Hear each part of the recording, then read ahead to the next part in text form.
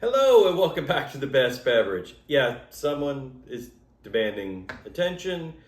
You know, the kitten, the producer. Yeah, we have the director. You're the producer because you make everything in this house happen, and nothing happens without him.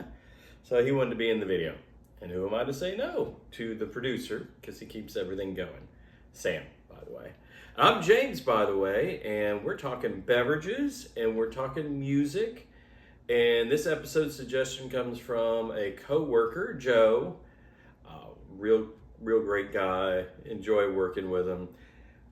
Threw it out there. I know he watches the episodes and said, what album would you want to raise a glass to? And he brought up one I wouldn't have thought of, although I've heard of him before. He said he would want to drink to Alestorm and I should come up with a cocktail. So for those of you who don't know, Alestorm is pirate metal. I know. Funny fact, I actually had heard of this band before when I first started working at the castle 5 years ago. It's pirate metal. It's fun. I told you it's going to be another genre breaker. Right, buddy? So we'll start with me reading my notes that he wants to be on top of, because those of you who own cats know that that's their job. We'll talk about the band, talk about the drink that I will not finish in this episode, and then wrap up with the album to pair it with. So Alestorm was formed in 2007 in Scotland, called pirate metal by critics and their fans. What is pirate metal? Well, it's hard rock to metal, power metal. They even say, when I was doing some research, folk metal. I guess because they use non-traditional metal instruments, accordion, a little pipe, a little fiddle. So not your traditional bass, guitar, drum set. And they were formed in 2007. They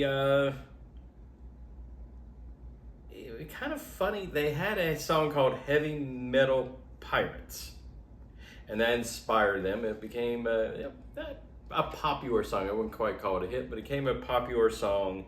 They decided to do the band around it.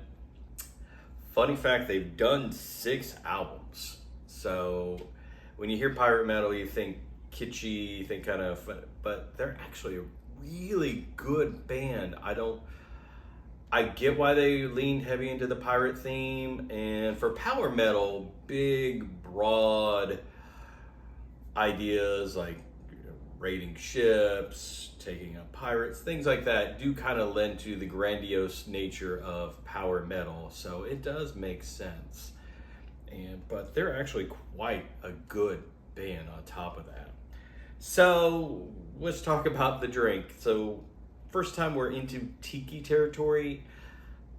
Couple reasons why I stay away from tikis a lot of the times.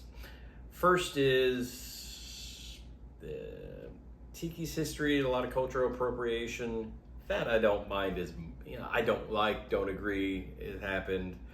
Not good that it happened, but that was that era. The cocktails are still really good. The era and thoughts behind them, maybe not humanity's finest moment, but the other reason is they're sugary, heavy rum-based drinks. As a diabetic, you can't have many of these, if any at all.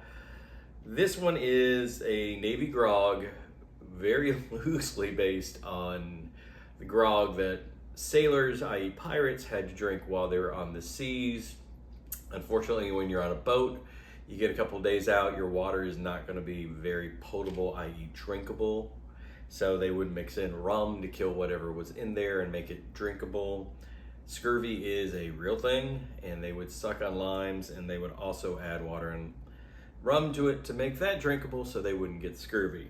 Now, this is nothing like what they drank. This is tiki, so it has, I'm sure they probably did put sugar in there too, because they did have molasses and stuff on the boat to transport back and forth.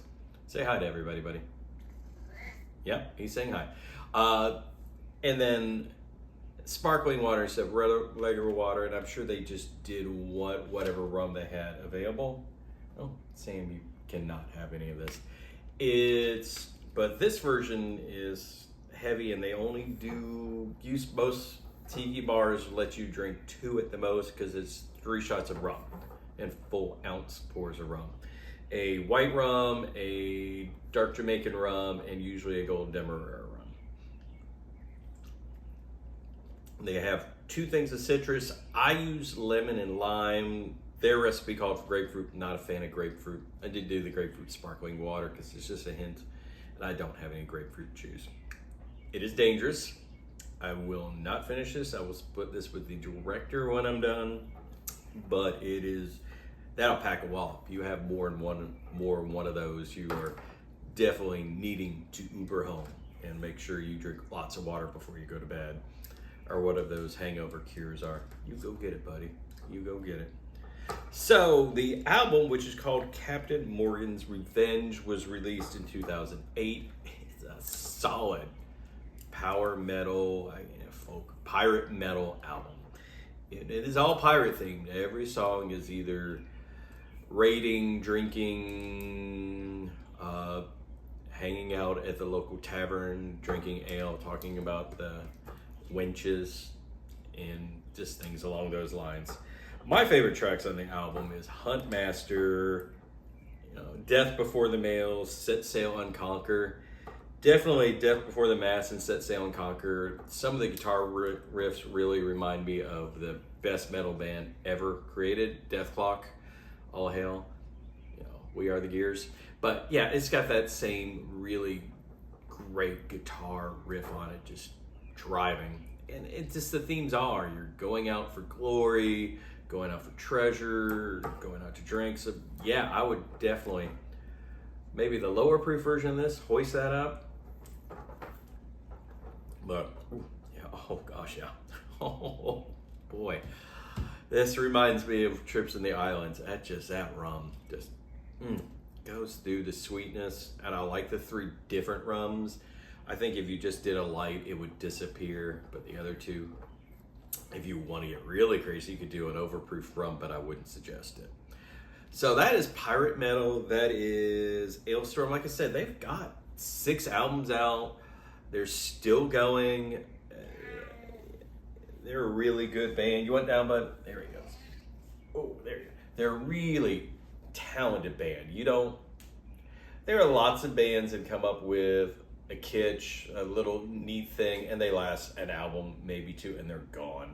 For someone to continue on since 2007 and still release, there's talent behind that, and it does show. And I truly thanks Joe for reintroducing me to this. Like I said, I just had a taste about 5 years ago, listening through their catalog.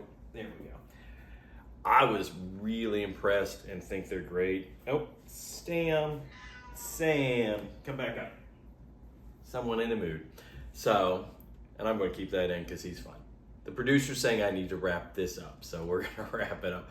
I will see you in a couple of weeks. We will do a cocktail from a movie, but not the cocktail that's normally associated with this character.